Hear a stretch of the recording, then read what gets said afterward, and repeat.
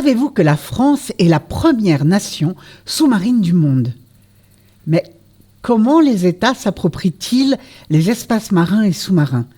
C'est ce que je vous propose de découvrir aujourd'hui.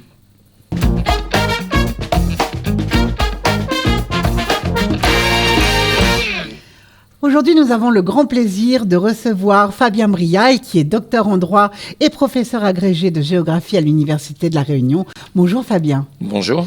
Alors, nous vous avons déjà reçu dans nos précédentes émissions, que je vous invite à aller revoir, pour découvrir à la fois l'histoire de la cartographie dans l'océan Indien, les défis que doit affronter La Réunion aujourd'hui, comment également sont représentés les océans et les mers sur les cartes, comment on les explore, comment on les nomme. Et aujourd'hui, nous allons découvrir comment on se les approprie. La parole est à vous.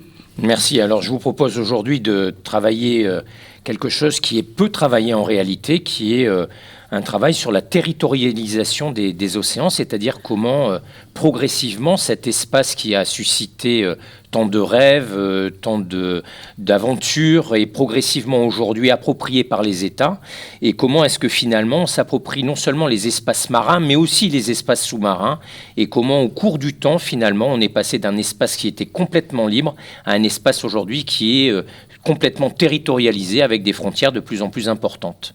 Oui, parce qu'effectivement, ça ne va pas de soi de voir des frontières construites sur des espaces aussi libres déjà physiquement que les mers et océans. Tout à fait. Alors en fait, je vous propose de travailler à partir de cette carte donc de Pascual Royce de 1633, parce que c'est à partir du XVIIe siècle à peu près que vont débuter véritablement ces tentatives d'appropriation.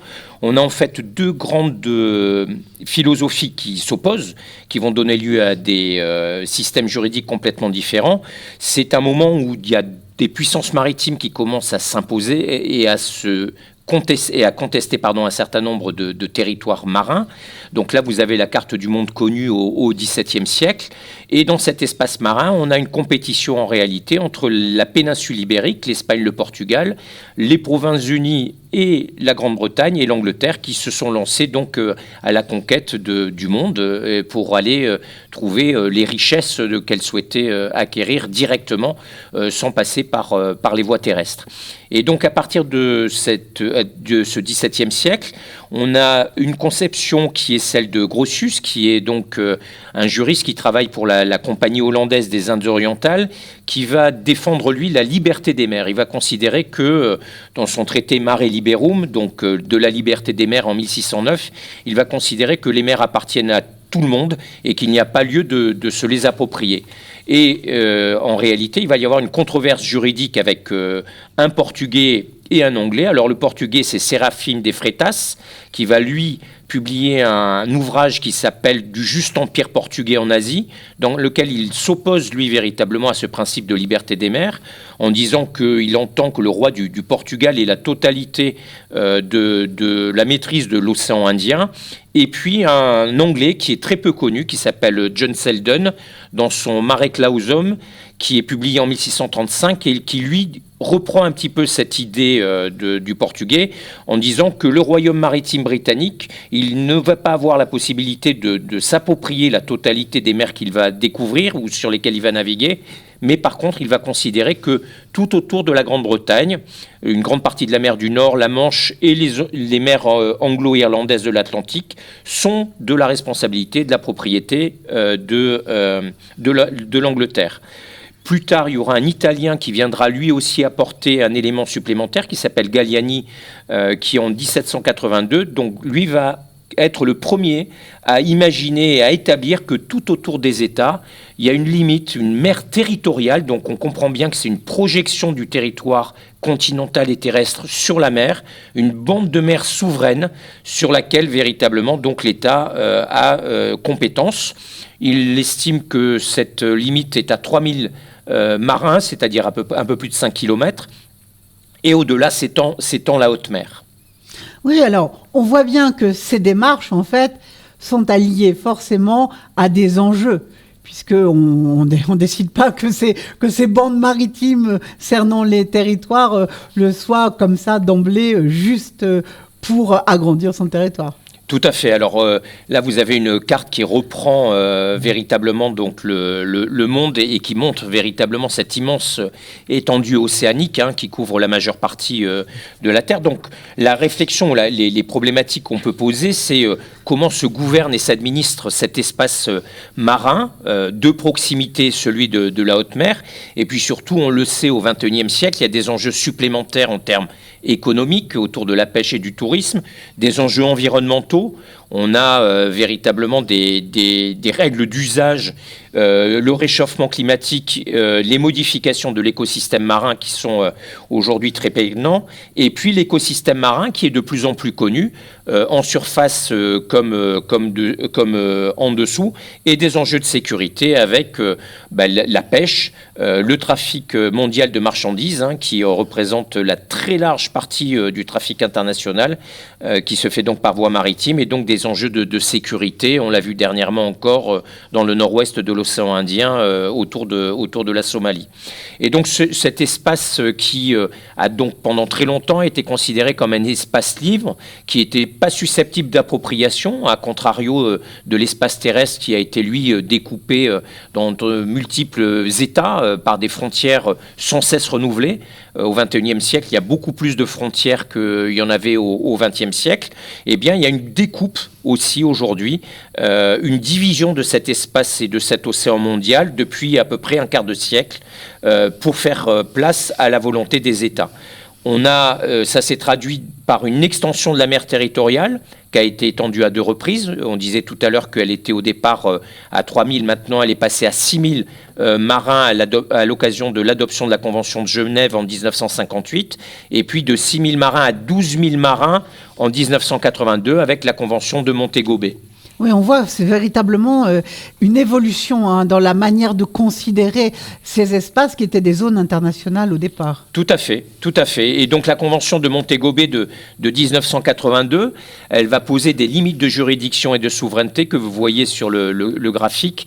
Donc on a tout d'abord une zone contiguë, qui est celle dans laquelle l'État côtier a un contrôle de police et il peut prévenir toutes les infractions à ses lois et ses règlements. Il a vraiment la totale maîtrise, j'allais dire, de cet espace.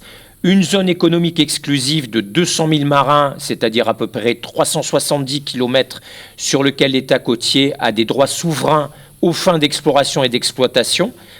Donc on ne peut pas venir pêcher dans ces eaux sans avoir l'autorisation ou le droit de le faire. Et puis il a aussi sur cet espace-là la possibilité de la recherche scientifique, d'engager de la recherche scientifique marine, la protection et la préservation du milieu marin. Mais la Convention de Montego Bay, elle a aussi un versant qui est peu connu et qu'on connaît aujourd'hui beaucoup plus parce qu'il y a des revendications territoriales dernièrement qui ont fait ressurgir cela, c'est le plateau continental. Vous voyez ce plateau continental qui est en fait le prolongement de l'espace terrestre sous l'océan, si je peux le dire de cette façon. Alors c'est une idée du président Truman, donc du président états-unien en 1945, qui considère véritablement que les ressources du sous-sol qui jouxtent les États-Unis appartiennent aux États-Unis. Et donc cette notion a été codifiée en 1958 par la Convention de Genève sur le plateau continental et intégrée dans la Convention de Montego Bay de 1982. Et cette dimension, on le voit, elle est porteuse d'enjeux géopolitiques très importants parce que, eh bien, il n'y a pas seulement les ressources marines qui se trouvent dans la zone économique exclusive, mais il y a aussi les ressources sous-marines, celles qu'on va trouver dans le plateau continental, par exemple les hydrocarbures notamment, et qui permettent véritablement de dire que l'État s'agrandit et a potentiellement des ressources très importantes dans le sous-sol marin qu'on a au large de ses limites territoriales et de ses limites marines. Mais plus on crée de limites, j'allais dire, plus on les trace, plus il y a véritablement de difficultés pour les tracer, parce qu'on est sur un environnement où il n'y a pas de barrières naturelles, si tant est que les barrières naturelles existent sur les superficies terrestres. Et donc, de 1951 à 2019, on a une trentaine de différents juridiques ayant trait à la délimitation de zones marines qui ont eu lieu. Oui, puis en plus, on n'est pas dans un monde absolument idéal et parfait. Donc on imagine bien qu'il y a parfois des côtes qui sont dans les 200 000, les côtes d'un pays étranger face aux côtes de ce pays-là. Donc on voit bien que ça va être très compliqué dans tout un tas de cas. On va peut-être étudier, voir un peu pratiquement comment ça peut se faire, mais ça va être très compliqué de déterminer ces limites. Tout à fait. Alors je vais vous proposer deux études. D'abord, ces deux études de cas, alors qui sont proches de nous. D'abord, le cas numéro 1, vous voyez donc qu'autour de l'île des Crozets, eh bien, il n'y a pas d'autres îles qui appartiendraient à un autre État. Donc, on va tourner autour de ces 200 000 marins, autour de l'île aux Cochons, de l'île Crozet et autour de toutes les îles qui peuvent émerger. Nous sommes là dans les terres australes, c'est ça? Oui, tout à fait. On est à peu près à 3000 km au sud de la Réunion. Et donc, on voit que la superficie véritablement qui est couverte, la superficie marine qui est couverte par ces petites îles qui ne sont pas très importantes. L'archipel des Crozets, c'est 350 km², donc on n'est pas sur une superficie importante, d'autant plus qu'il y a plusieurs îles. Et bien, par contre, on a plus de 500 000 km², 570 000 km² de superficie marine, c'est-à-dire plus que la France métropolitaine. De façon radicalement différente, j'allais dire, le cas numéro 2 sur la droite vous montre la délimitation des ZEE françaises dans le canal du Mozambique à travers les îles françaises de Mayotte et des Glorieuses, où on voit cette découpe, vous voyez, un peu rectiligne, parce que, bien évidemment, on a Madagascar, on a les Comores et les Seychelles, qui sont à moins de 400 000 marins, donc il faut bien couper entre les deux les zones économiques exclusives. Alors comment ça se déroule? En fait, ce sont des instances internationales qui décident de ces découpages? Tout à fait. Alors, il y a du gré à gré, j'allais dire, entre les États, quand on arrive véritablement par des traités à se mettre d'accord véritablement sur les délimitations des eaux, des zones économiques exclusives. On voit là, par exemple, sur la gauche, donc les délimitations dans le sud-ouest de l'océan Indien des différentes ZEE. On voit l'immensité de la ZEE des Seychelles, par exemple, qui a une superficie qui couvre au-delà de ce que représente l'Europe. Et puis quand c'est, par contre, j'allais dire, comme sur ce que vous voyez sur l'image de droite, dans la prolongation véritablement de la superficie terrestre, entre le Venezuela, le Guyana, le Suriname, la Guyane française et le Brésil, la difficulté, et puis dans les Antilles, vous voyez toutes ces délimitations qui ont donné lieu le plus souvent à des traités, j'allais dire, qui se sont traduits sans recours à une instance internationale et quelquefois avec le recours à une instance internationale qui est une instance des Nations Unies.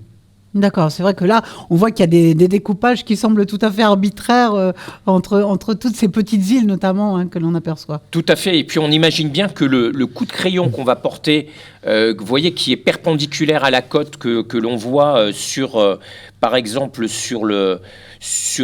ici au large donc de ces États, ouais. Eh bien ce coup de crayon, on comprend bien que le tracé de crayon, s'il avait été légèrement décalé, eh bien évidemment, ça veut dire que en matière de ressources marines et surtout de fonds marins et d'extension du plateau continental, il a une importance considérable véritablement parce que 1 degré à partir de la côte, 200 000 marins plus loin, ça fait quand même plusieurs kilomètres de différence. Oui, tout à fait. Donc on voit bien l'importance du droit dans les règlements de ces zones. Tout à fait. C'est ce qu'on appelle en réalité la maritimisation du monde, avec donc un certain nombre de conflits qui ont pu émerger, avec le problème des délimitations, des frontières, que règle donc la Convention des Nations Unies sur le droit de la mer. Alors c'est une convention qui a été signée en 1982, mais qui n'est rentrée en vigueur qu'en 1994, puisqu'il était prévu qu'il y ait 60 États qui doivent le signer et le ratifier avant qu'elle rentre en vigueur. Donc elle a cette année 30 ans. Et au total, ce sont 168 États qui l'ont signé. On notera que les États-Unis, Israël, le Venezuela ou le Pérou ne l'ont pas signé. Donc ça veut dire qu'ils ne sont pas rentrés dans ce cadre de règlement pacifique, j'allais dire, des conflits éventuellement de délimitation de ces zones économiques exclusives. Mais c'est cette maritimisation du monde et vous le voyez, ce droit de la mer qui émerge de façon de plus en plus importante aujourd'hui, parce que les ressources et les enjeux de cette volonté de puissance au-delà de l'espace, de la superficie terrestre dans les superficies marines est quelque chose d'assez constant aujourd'hui dans les représentations qu'on a de la puissance. Oui, d'ailleurs, on imagine bien que à travers les règlements des conflits qui surgissent, j'imagine que tous les États ne sont pas égaux. On n'a pas tout à fait la même puissance quand on possède un domaine maritime absolument gigantesque et quand on est un tout petit territoire. Tout à fait. Et puis en plus, lorsqu'on va devant la Cour internationale de justice de La Haye pour faire valoir ses prétentions, pour reprendre l'exemple sud-américain de tout à l'heure, on imagine bien que lorsque la France ou le Brésil y vont, ils ont une armée de juristes, de géologues et de personnes qualifiées, bien plus importante que certains États. Si je reprends l'exemple du sud-ouest de l'océan Indien, l'exemple est encore plus probant. On imagine bien que le Mozambique ou Madagascar, à la Cour internationale de justice de La Haye, ont peut-être un peu plus de difficultés à faire valoir leurs droits, dans la mesure où, en matière d'expertise et en matière de droit, ça demande des qualifications, ça demande aussi des finances que n'ont pas forcément ces États pour justement faire valoir leurs revendications territoriales. Donc clairement, le droit de la mer et la justice internationale en ce qui concerne le droit de la mer, qui est pourtant soucieuse, cette justice internationale, du principe d'égalité des États, là trouve un peu certaines limites à certains moments sur les problématiques de règlement des conflits. Oui, ça on imagine bien. D'ailleurs, c'est toujours assez vif, les conflits sur les frontières maritimes dans l'océan Indien. On sait bien, avec Mayotte, qui n'est pas reconnu par tout le monde, avec le canal du Mozambique, etc. On se retrouve dans des conflits un peu larvés. Tout à fait. Et donc, pour poursuivre véritablement cette idée de possibilité pour l'État de s'agrandir, etc., l'actualité récente nous montre véritablement que, on étend aujourd'hui, on a donné la possibilité de pousser le plateau continental à un plateau continental étendu, comme cette infographie du Monde vous le montre. Donc ce plateau continental, il va au-delà des 200 000, il va jusqu'à 350 000 nautiques. Donc l'État riverain peut maintenant aller étendre ses droits d'exploitation jusqu'à cette limite. Cette extension ne concerne que le sol et le sous-sol marin, pas la colonne d'eau qui a au-dessus, ni la surface de la mer qui est au-dessus, qui reste juridiquement de la haute mer. Donc on n'est pas soumis à des autorisations de pêche pour venir là. Mais par contre, on voit véritablement cette possibilité pour l'État d'étendre ce plateau continental et puis maintenant de se prévaloir donc d'un domaine, j'allais dire, très important.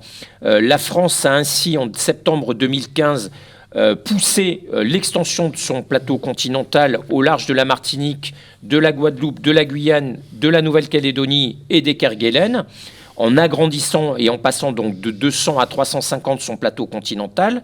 Et donc elle a récupéré ainsi plus de 579 000 km², c'est-à-dire plus que la France métropolitaine, autant que la ZE des îles Crozet qu'on a vu il y a quelques instants. Donc la France s'est saisie véritablement de cette possibilité pour aujourd'hui détenir, vous l'avez dit tout à l'heure, aujourd'hui détenir le plus grand domaine sous-marin mondial. Oui, c'est très étonnant. Alors là, effectivement, on voit bien que jusqu'aux 200 000 marins, effectivement, on a la pêche est réservée à cette zone économique exclusive, et puis qu'ensuite, on se trouve dans les eaux internationales. Néanmoins, le sous-sol n'est pas international, comme on le voit très bien sur ce schéma. Tout à fait. Et puis, en fait, la France a même continué véritablement cette extension, puisqu'en février 2021, il y a 2 nouveaux domaines sous-marins qui sont venus encore plus agrandir ce plateau continental. C'est l'extension du plateau continental au large des îles de Saint-Paul et Amsterdam, et puis celle de La Réunion. Vous voyez qu'on a rajouté 93 000 km² dans un premier temps, plus de 58 000 km², donc on est quand même sur des superficies qui sont très importantes. Chaque fois, on agrandit quand même 58 000 km² rapporté aux 2500 km² de La Réunion. Vous voyez, on est sur des enjeux qui sont considérables. Et puis on imagine bien qu'une fois que l'État a considéré véritablement que cela faisait partie de son territoire, on imagine difficilement que l'État fasse machine arrière et que dans un futur plus ou moins proche, il revienne sur ces appropriations territoriales qu'il a su produire. Et cette extension se trouve en fait dans tous les océans, puisque la France est présente dans tous les océans. Donc je vous propose assez rapidement de vous montrer comment cet État est devenu cette première puissance, cette première nation sous-marine du monde. Oui, volontiers. On a ici donc cet empire marin sur les 3 océans, donc à la fois sur le territoire donc Nouvelle-Calédonie, Wallis et Futuna, Polynésie française, mais même l'îlot de Clipperton, qui est un îlot inhabité qui se trouve au large du Mexique et qui permet d'avoir des eaux territoriales et un plateau continental très important.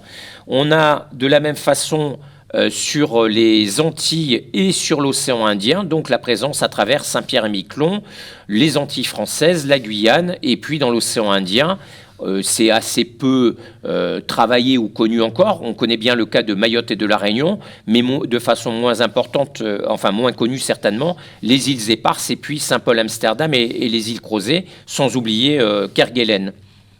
Oui, ce sont les îles qui se trouvent dans les terres australes françaises et antarctiques françaises. Donc en fait, vous l'avez dit tout à l'heure, on est la première nation donc sous-marine du monde. Elle possédait jusqu'à présent la 2e zone économique exclusive, donc ça, elle l'a gardée, juste derrière les États-Unis. C'est à peu près 11 millions de kilomètres carrés. Les États-Unis doivent être à 11,4 millions de kilomètres carrés. Donc on est loin devant l'Australie, qui a le 3e domaine maritime mondial avec 8,5 millions de kilomètres carrés. Mais aujourd'hui, la France est le premier pays donc sous-marin du monde avec 11,5 millions de kilomètres carrés. Donc rapporté à un continent comme l'Afrique, si vous voulez, c'est à peu près un tiers de l'Afrique. C'est autant que les États-Unis en matière de superficie. Donc vous voyez, c'est quand même quelque chose qui est très important. Et comme on n'a pas souvent eu l'occasion de voir cela rapporté à l'échelle du monde, on a un peu de mal à le mesurer.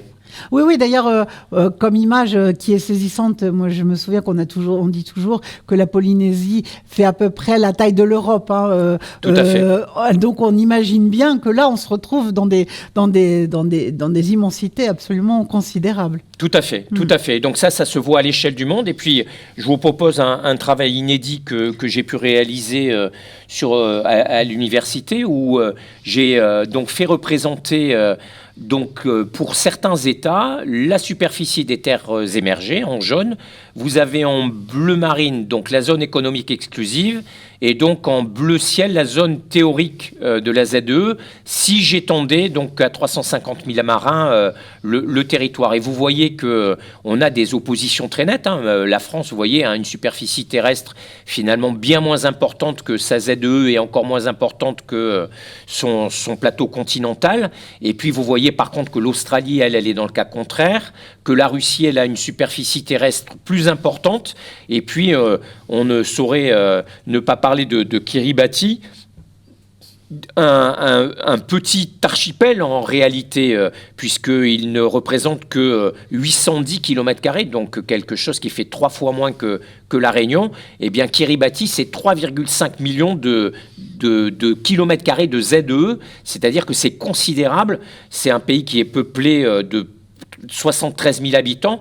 Et donc, vous voyez que cette représentation du territoire marin, qui aujourd'hui est souvent considéré comme un facteur de puissance par les États, est très variable en fonction de la géographie de ces États et de leur aspect, j'allais dire, continental, de leur superficie continentale, mais aussi de toutes les îles et les archipels dispersés dans le monde qui peuvent en être des parties.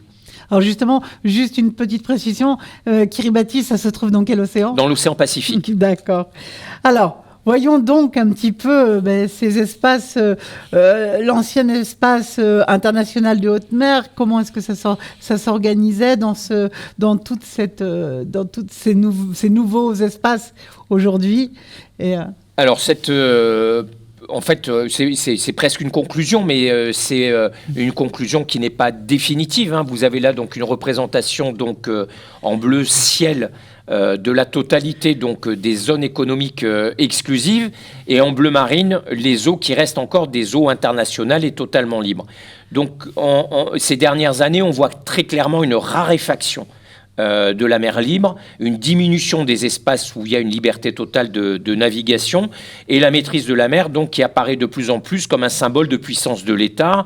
On le voit avec les grandes puissances que sont la Chine ou les États-Unis, qui ont des marines et des navires qui sont, enfin une flotte considérable au niveau mondial, eu égard par exemple, si je prends l'exemple en contrepoint de la Royal Navy, donc de la marine britannique, qui aujourd'hui est beaucoup moins présente sur les eaux internationales.